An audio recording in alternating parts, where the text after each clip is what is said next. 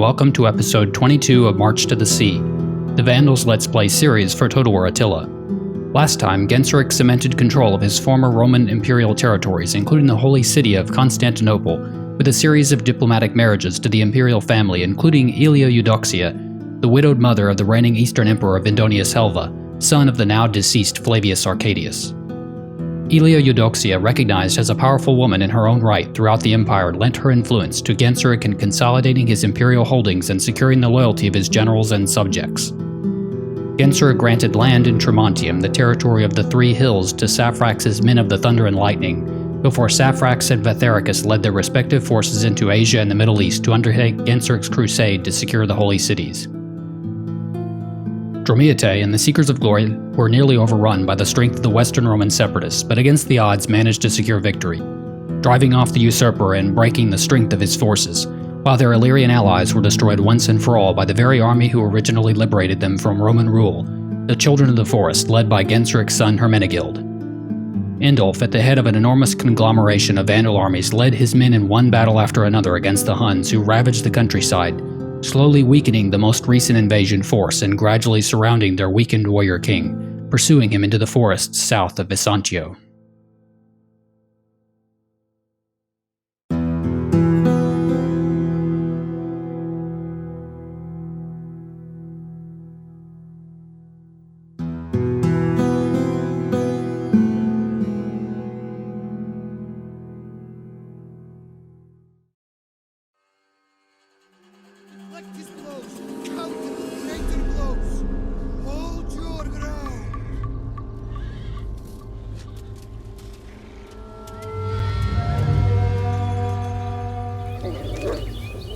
Faster, into the forest, my king. The Alani warhounds are closing. We fight and die like warriors then. Ve victus, as the Romans say. No, the shaman with the one-seeing eye has told me this is not the way. Tengri will be displeased.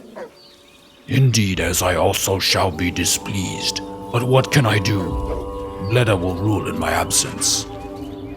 Bleda is weak, and his mind unfocused. The tribes will fall into disunity as the time before Uldin. Our scout returns. Tell me something I can use, Roa. There are Northmen blundering to the forest to the north and east. We are surrounded. There is no escape. To the contrary, Roa. This is the distraction that is needed. Listen carefully and act quickly. Our execution of this plan must be precise.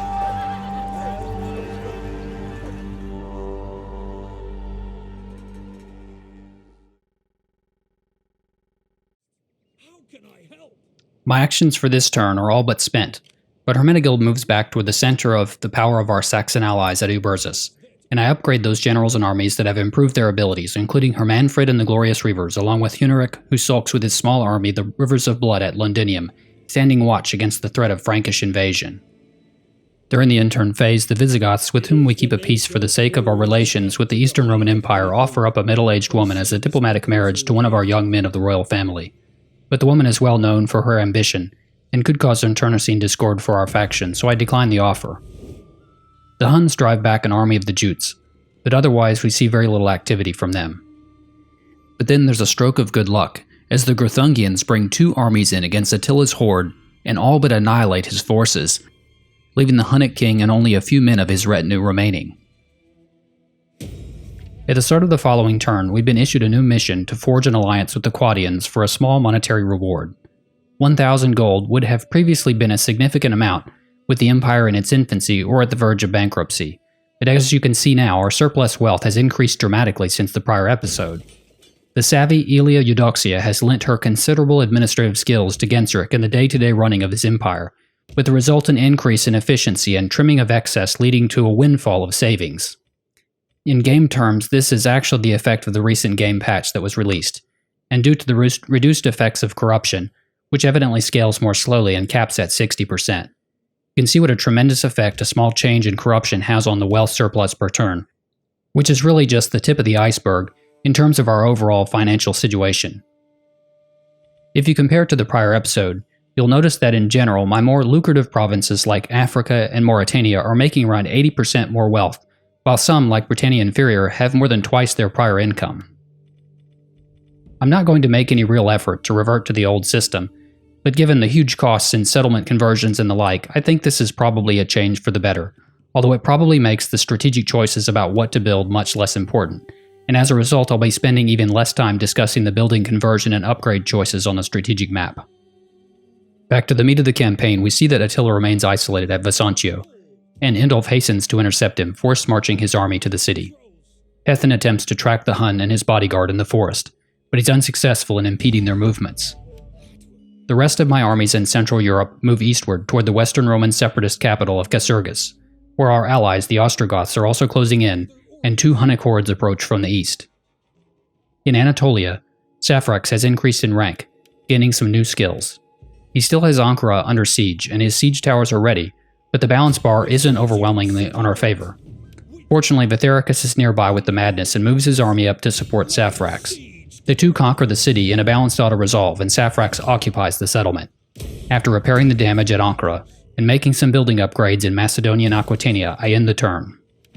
During the Saxons' turn, the Oath once again are forced into action prematurely by the blundering of the Saxon army, who encounter Attila's retinue in the forest near Vesantio. We'll be reinforcing them in this battle, but it'll be a race to see if we can catch Attila before he escapes. Of course, the odds are overwhelmingly in our favor, with the Oath and the large Vesantio garrison reinforcing the Saxon army, the warriors of the Wolf Father. As we enter the battlefield from the north, we see the Saxon army approaching from the west in pursuit of Attila and his few remaining bodyguards. Indolf sends his cavalry ahead, the Germanic horsemen thundering through the fallen leaves in the forest. The Vandal raiders circle around to cut off the Huns' escape, but the small retinue of horsemen have already locked in combat with the Saxons. The Huns put up a vicious resistance for so small a force, but eventually the Hunnic leader's horse is caught on the end of a Saxon spear, dragging its rider down and crushing him under its tremendous weight.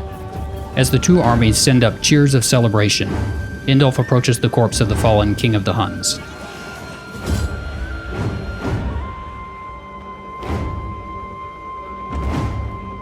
Where is he? Show me the crown. Show me his head. It must be Attila. We mounted on a spike, and Thorsaman will be avenged. Here, sir. Here's the body. Come and see. This is the crown, but this is not Attila. Where is he? You Saxon imbeciles have allowed him to escape. Everyone, back on your horse. Ride back east. We must get the dogs back on the scent. Oh, forgive me, Thorsaman, but I'm too old for these campaigns. But we'll find him.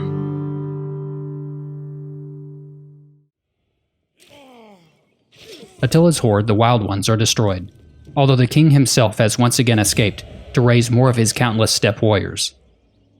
The Saxon stronghold of Eberzus remains under siege by multiple Frank armies, and more Hunnic forces move through the eastern periphery of our military vision.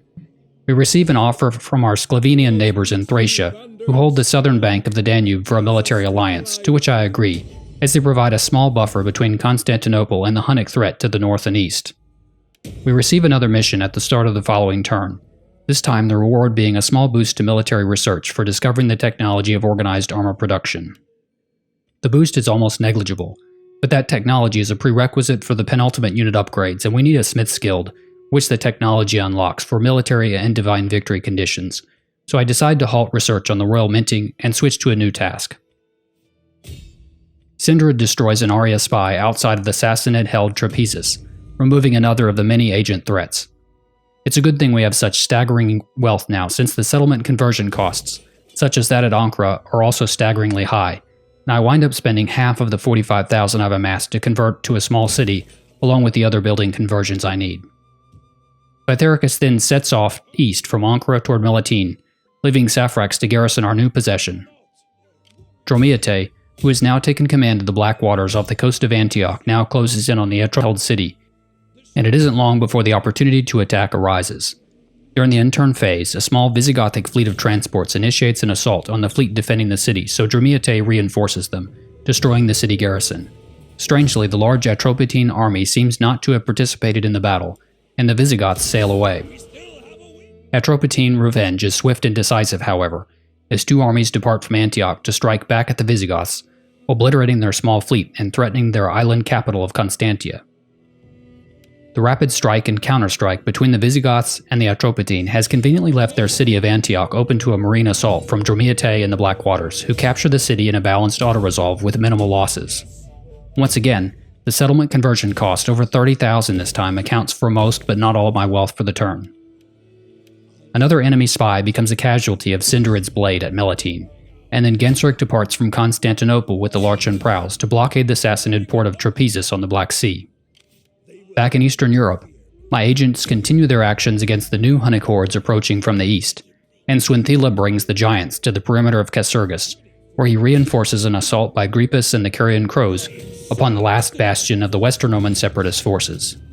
The separatists, outnumbered and overwhelmed, are handily defeated, their king executed, and their faction finally extinguished.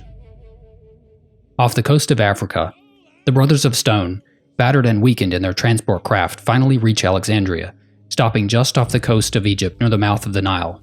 With that, I end the turn.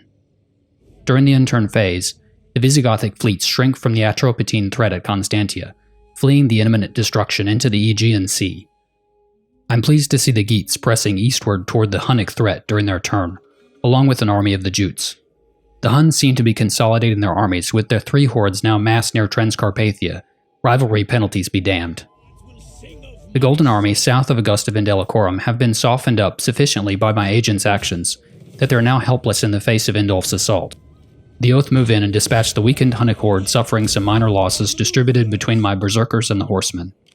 The Seekers of Glory, now led by a man named Godegisel, the grandson by adoption of his namesake, move northeast to join up with the Children of the Forest and the Glorious Reavers at the river crossing, while the Giants and the Carian Crows remain at Casurgis. In Asia Minor, Sindarid continues cutting a path of destruction through the enemy agents, dispatching yet another Zoroastrian priest at Ankara. At Trapezus, I test the waters with Genseric, and there's an even balance bar, but I'm not willing to put the Larchan Prows at risk on the Black Sea for this Sassanid possession, even if their king is present.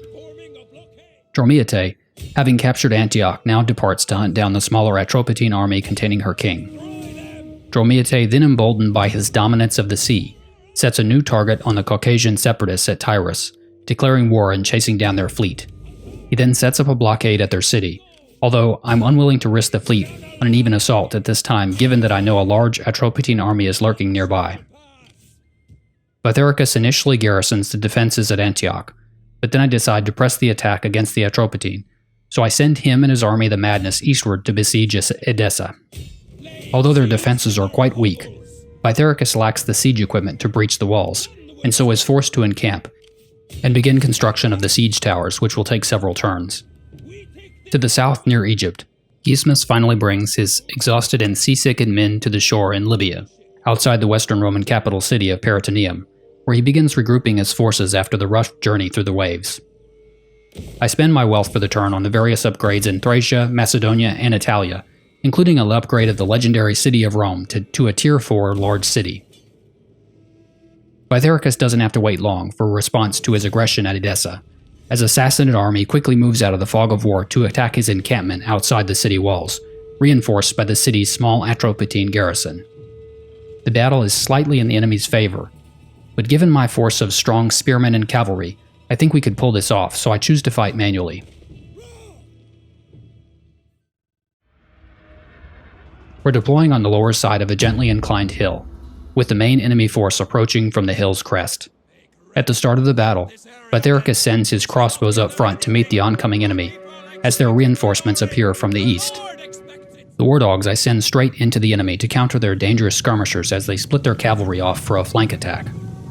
The enemy cavalry are approaching in two groups, including a small pair of horse archer and shot cavalry regiments on the left flank, and a group of 3 mixed units bearing down on the center of my army.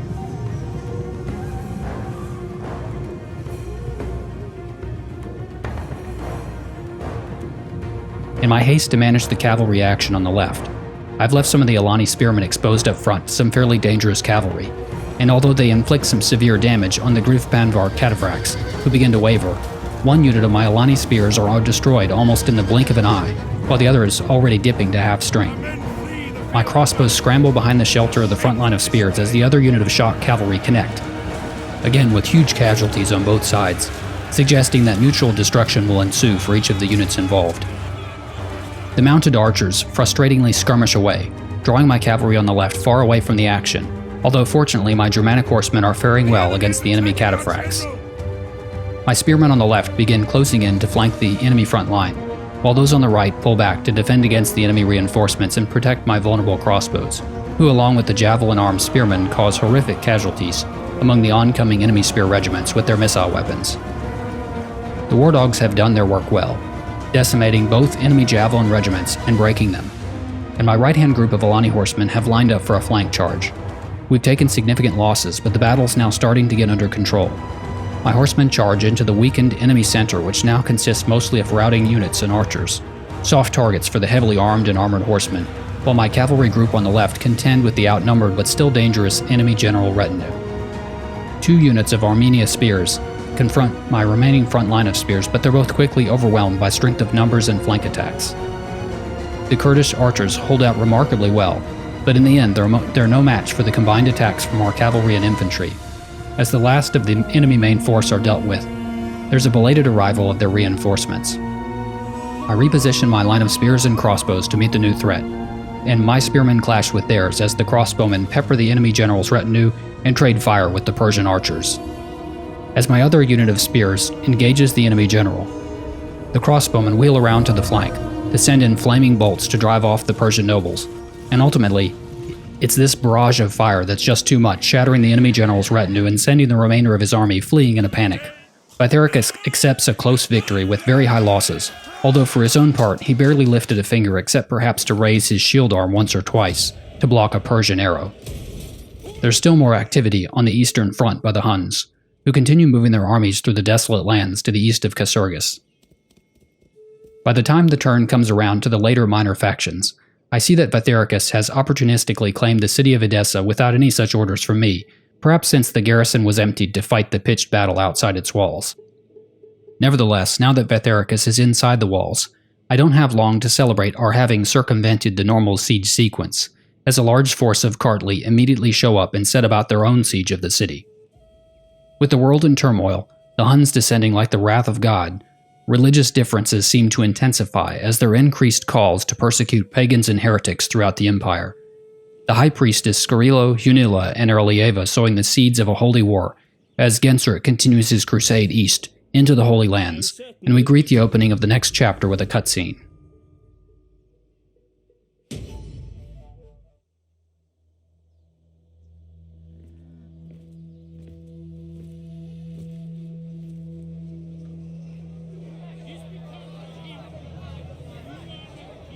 Abandon all hope. Who has become for us wisdom from God. Only faith could save them. The righteous cried out in fear. Do not listen to the false prophecies of the heretics. Cast them out, for they have brought the scourge to our door. And when he opened the 5th seal, I saw the souls of them that were slain for the word of God.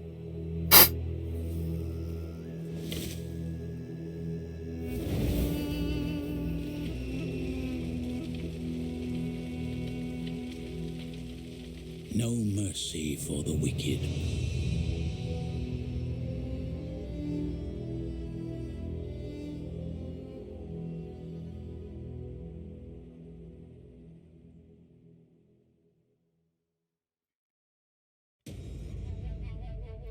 In that vein, we're given a choice at the start of the following turn about how to treat the Zoroastrians, who are now comprising a significant percentage of the community at Ankara. Genseric enforces the policies of his Aryan priestesses in persecuting non-believers and heretics, and imposes sanctions which diminishes Zoroastrianism. I'm also relieved that in spite of a few political complications overall, I've been able to win back some of the control of the faction which had been dipping quite low lately. Overall, the net change is about positive 10%. With Vythericus and the Madness weakened and under siege at Edessa, Saphrax and the Thunder and Lightning set off from Ankara, although it will take him a season or more to arrive. Vythericus has ranked up, but otherwise can do little except shelter behind the walls, being unable to recruit more troops or escape the city. The time has now arrived to take the 4th patriarchal seat at Alexandria, with Gismus's army having recuperated sufficiently. He declares war on the Arabian separatists who have claimed it, and brings his army in to lay siege against the settlement. I do have one large onager, but the balance bar is firmly against me. Nevertheless, reviewing the enemy forces in garrison, I feel like the game isn't giving the Brothers of Stone the credit they deserve, so I want to try to take the city by force immediately. Waiting for the siege attrition in Attila, unlike the new Age of Charlemagne expansion, is not an option just due to the exceptionally lengthy holdout times. Many of the defenders are likely to die of old age before the siege attrition. Alexandria is a small but heavily fortified regional capital, which faces the coastline to the north. We'll be facing off mainly against huge numbers of spearmen and a few cavalry and missile units. Fortunately, they have very few proper sword or axe infantry, which are a big key to winning the fight at a breach or a gate.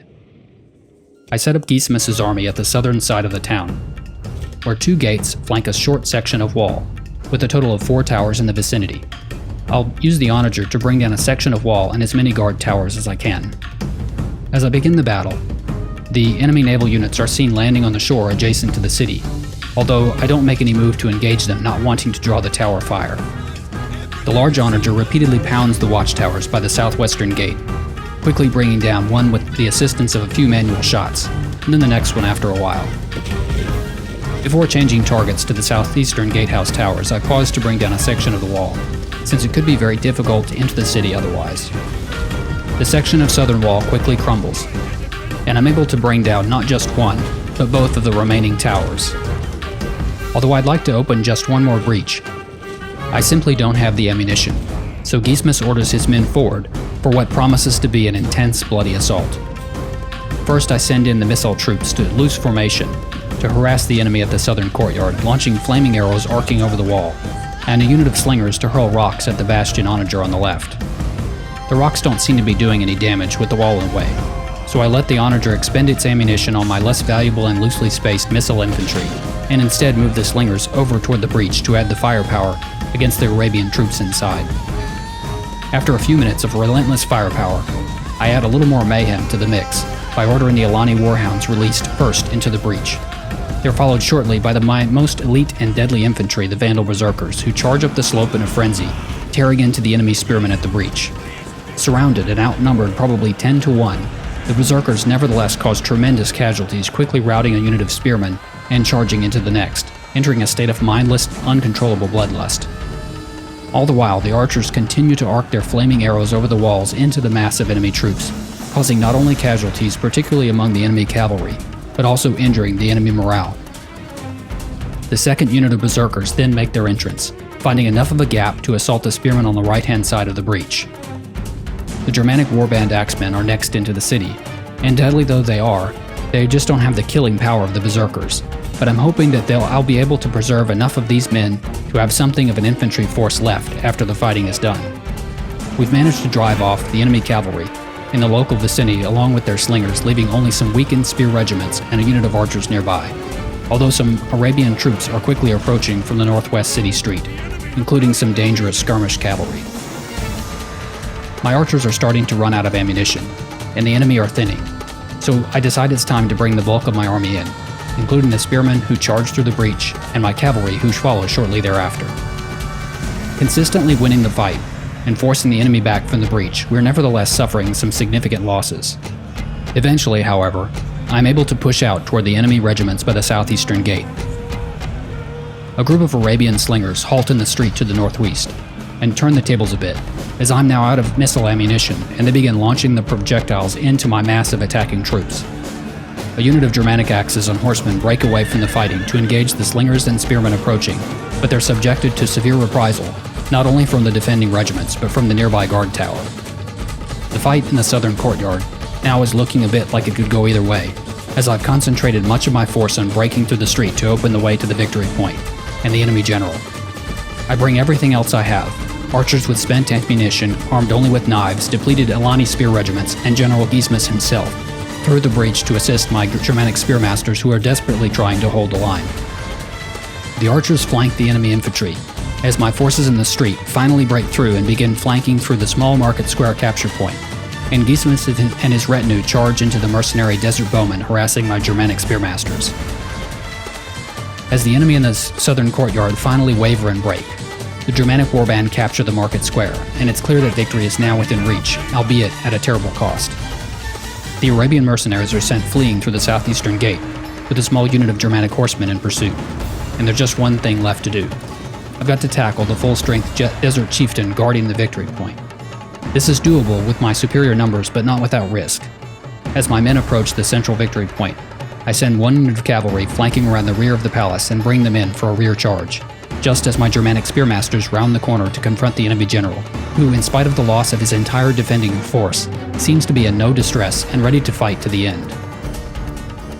I make use of the Germanic spearmasters' headhunt ability here, which will make them unbreakable for a period of time, and that should make them very useful, so that my incredibly depleted regiments will function more like a single unit near full strength, and I don't have to worry about their morale failing them at the worst possible time. My horsemen, under pressure from the nearby guard tower as they fight the superior Arabian cavalry, quickly waver and break after losing only a few men in their depleted state. I add the rest of my infantry to the fight, which has degenerated into a brawl on the steps of the palace.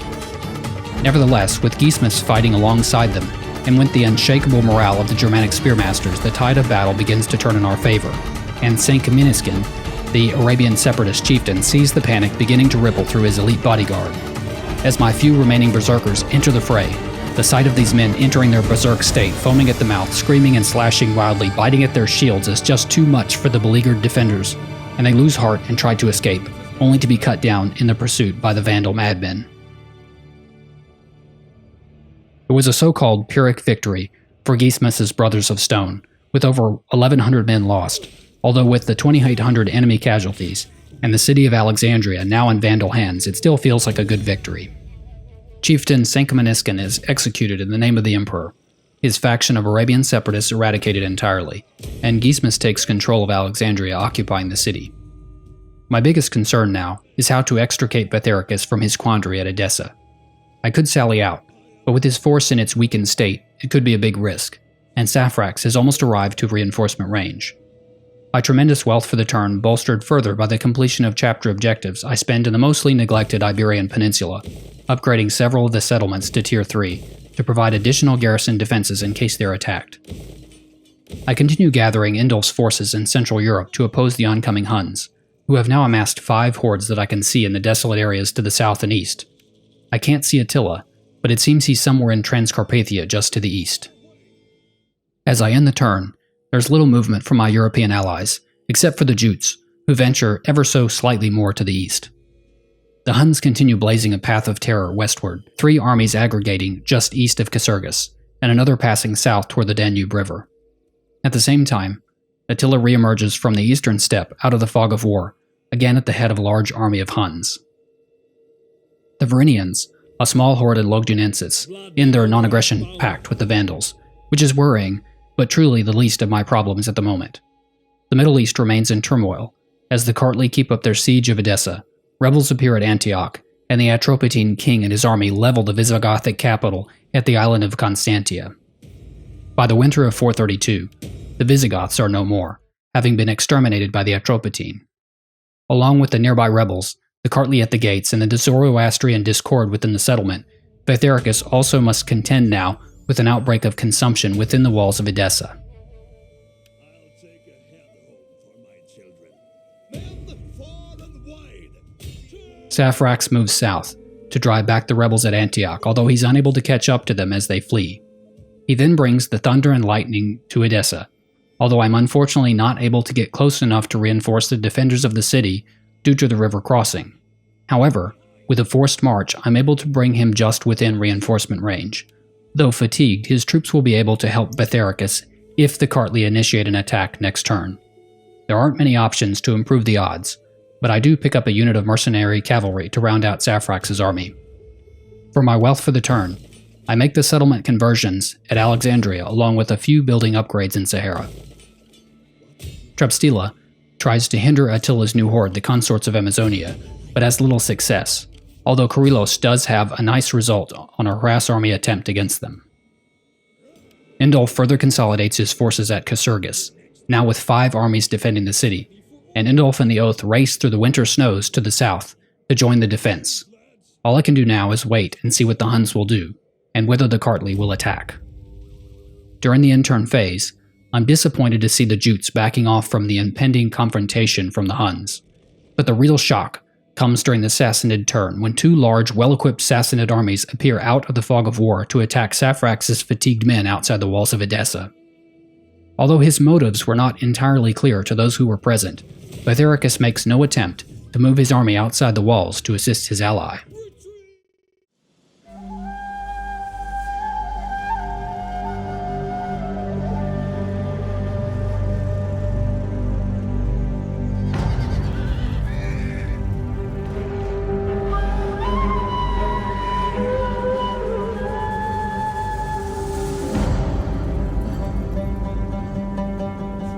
General Saphrax, sir, there's a massive army of Easterners bearing down on our position. They have many horsemen, and yet another army follows them. Men streaming in from the east as far as the eye can see. And where's the rest of your scouting party? The riders, sir, are armed with crossbows, and we rode too close. Prepare the men to move west. Sir, if Bitharicus sallies forth from the town, we would stand a chance. Surely we cannot desert Edessa now. Are you going to tell me how to direct this army, soldier? Look, they're at the walls. There's no activity whatsoever. He's not coming. Tell the men to stay at their posts.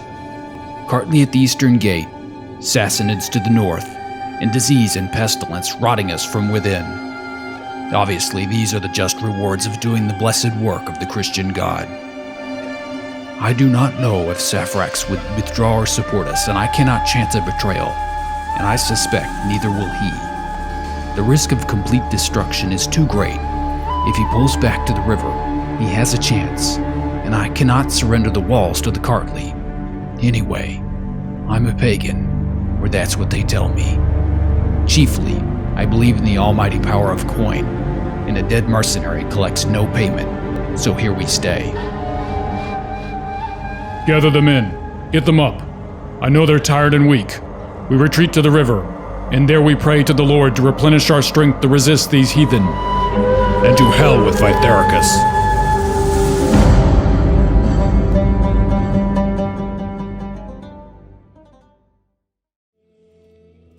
Saphrax, seeing that no aid will be coming, finally decides to retreat from the city.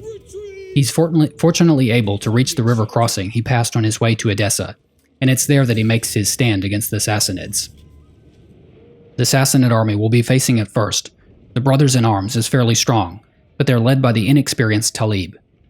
They're not ideal for us to be fighting across a riverbank, given their multiple units of missile cavalry, Kurdish archers, and the incredibly heavily armored Persian immortals. The reinforcing Sassanid army, the Lightbringers, I haven't seen yet, but evidently numbers almost 2,000 strong. Saphrax splits the army into two groups, each consisting of a pair of Spearmaster regiments and a pair of Swabian swordsman regiments. I put units of missile infantry and Alani warhounds flanking each detachment. As the battle commences, I move my infantry up to block the river crossings, with the Spearmasters forming the center of the battle line, and the Swabian swordsmen protecting the flanks of the river, near the bank. The enemy are approaching the western crossing exclusively, with a unit of archers skirmishing in front of their main force. I send the Alani warhounds out to greet them, releasing the animals and bringing their handlers back behind the safety of the front line of Spearmasters. I begin moving my archers up to the bank, and as the Alani hounds charge into the opposing Kurdish archers, the Germanic slingers move into the shallow waiting area at the river crossing. In the distance, the real threat emerges. The enemy reinforcing general, who commands, along with several more infantry and cavalry units, 2 regiments of Indian elephants. My slingers in the water unfortunately are quickly overwhelmed with tremendous arrow fire, as perhaps 9 units of missile cavalry unload their arrows and quarrels into the hapless men. My own mercenary Persian mounted archers and Germanic longbowmen are able to unleash a few arrows of their own into the enemy cavalry, being in no danger themselves due to the range disparity between the longbows and the crossbows. Nevertheless, the enemy missile superiority is soon going to take a serious toll on our army. The first unit of immortals wade into the river crossing, approaching the Germanic Spearmasters, 1 regiment of which has already taken significant casualties from missile fire. and as the enemy reinforcements trickle in, it's becoming clear that they intend to utilize only the western of the two river crossings. Given this, Saphrax orders his men on the eastern crossing to hurry back along the bank to reinforce the defenders at the western crossing, while the remaining unit of Alani warhounds lead the way in a flanking maneuver across the eastern river crossing, followed closely by the cavalry regiments. As the opposing infantry lines meet, there's a flurry of precursor missile fire. Javelins from the Immortals and a hail of throwing axes descend in an arc from the Swabian swordsmen on the riverbank. Our infantry are superior and repel the first wave of attackers, but there are shortly more Immortals, a brigade of Persian swordsmen, and some Lakhmid scouts coming across the river. As the Swabian swordsmen engage their foes in melee alongside their Germanic spearmaster comrades, the Sassanid elephants arrive, striding through the shallow water with impunity, and subsequently executing a devastating charge on our frontline infantry, treading on the bodies of Germanic soldiers with only slightly more difficulty. After the shock of the initial charge, however, the Germanic spears and arrows slowly wear down the great beasts, and some of the riders are unhorsed unceremoniously with the hiss and thump of an incoming arrow, while other elephants are dragged down shrieking with multiple spear shafts protruding from their abdomens. As the enemy mounted archer cavalry enter the river crossing, my flanking force has come into range for an attack, and the Alani handlers unleash their dogs into the enemy rear, while the Germanic horsemen charge into the vulnerable missile infantry. Unfortunately, even with this valiant effort, it soon becomes clear that the river defense is failing. Even the vicious rear charge is relatively ineffective, as the missile cavalry are free to retreat, as my fixing force of infantry on the other bank have been destroyed or forced back. Without the anvil, the hammer is ineffective. As the unit of Immortals drive back my flanking force, and the last unit of Swabian swordsmen struggle against impossible odds, Saphrax finally sees that there's no possibility of victory, no escape, and no surrender for his men.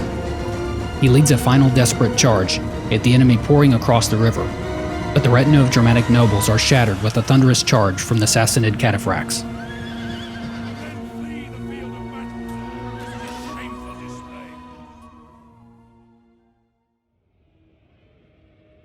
We inflicted severe casualties on the enemy, earning a close defeat for our efforts, but the Sassanids are able to destroy Saphrax and his men utterly.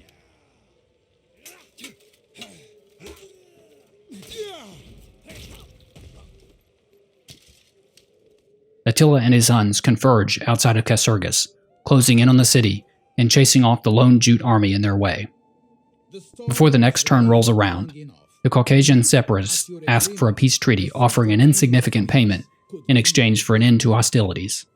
I agree, simply to free up more forces given the impending conflicts in Europe and the Middle East. We succeeded in the Martial Ambition mission, so we'll have a small bonus to research for the next couple of turns. It doesn't make much, if any, difference, but I decide to go ahead and select another military technology for my next project, choosing Weapon Mastery, which has multiple small improvements to missile attack, armor, and melee damage. Additionally, it's the last technology, other than the single-turn investment for heavy cavalry tactics, standing between us and the ultimate unit upgrades. Before I bring the episode to a close, I review the new objectives for Chapter 4, Retribution. Chief among them to survive until spring of 445. The bonus objectives include to be at war with 3 factions, to maintain 40 naval units, currently we have 35, and to hold the entirety of the province of Mauritania, which we already do. Although unfortunately the rewards for these bonus objectives are a paltry 1,000 bonus each. We'll leave the story here for now. We've now captured 4 of the 5 patriarchal seats, including Rome, Constantinople, Antioch, and Alexandria, with only the desolate province of Aelia Capitolina, also known as Jerusalem, as the final settlement to capture. With war on 2 fronts, God is not yet satisfied to allow the Vandal-controlled Roman Empire to exist in peace, and tensions with the Zoroastrians have flared to incandescent levels as the Arian bishops have declared them the enemy, and religious violence rages across the frontier in the Middle East. And the seemingly unkillable King of the Huns has wasted no time in returning to the European theater, massing another huge force of Huns for a strike on our armies at Casurgis, where Indolf races to lead his men against the devil himself. Thanks for watching, and join me again next time for another episode of March to the Sea.